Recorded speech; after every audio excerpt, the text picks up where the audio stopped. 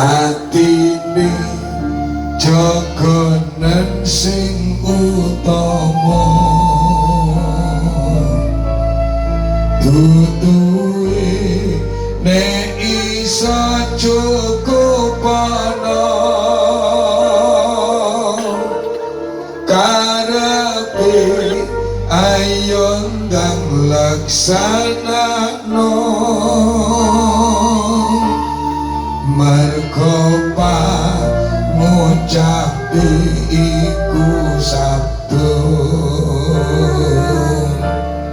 sallallahu artine jogonen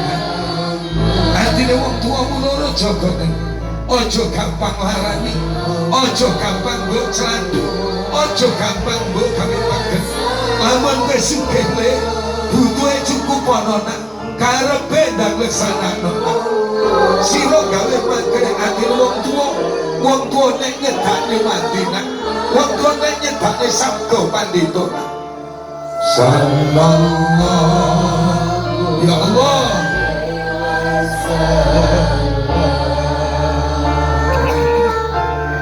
sangang wulan 10 dina ngandung sira nang alam garba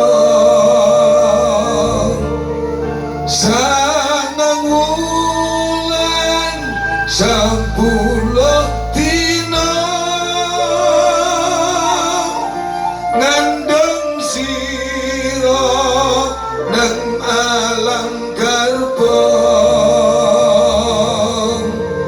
nglairno totoane nyawa kanggo anak wong tuwa ridho bismillah sallallahu sangang wulan 10 dina timbul awakmu nak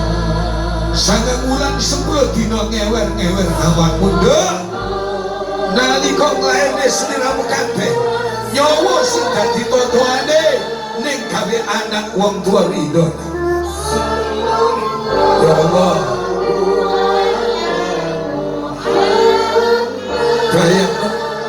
bayangno kelakuanmu sak suwene iki nang wong tuamu dhewe-dhewe nak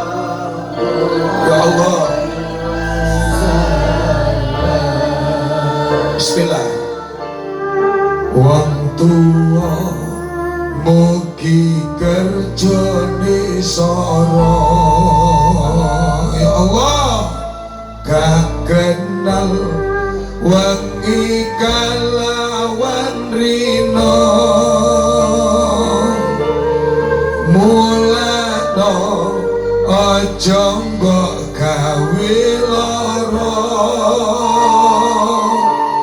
wong tuwa kunci sukses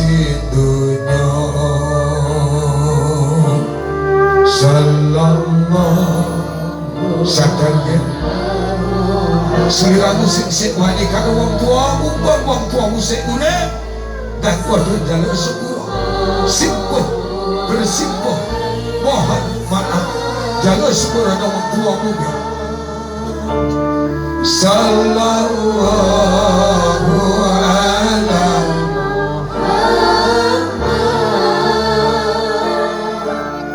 sallallahu alaihi wasallam sing mati ayo ndang ditongakno kubure pada ziarahana dongane anak sing dijagakno ngenteng di siksa munggah suwarga bismillah sallallahu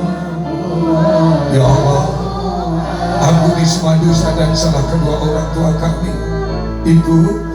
kula nyuwun pangapunten dumateng Paduka. Wabila saktangune kula gesang gadah dosa salah ingkang sampun kula lampahi.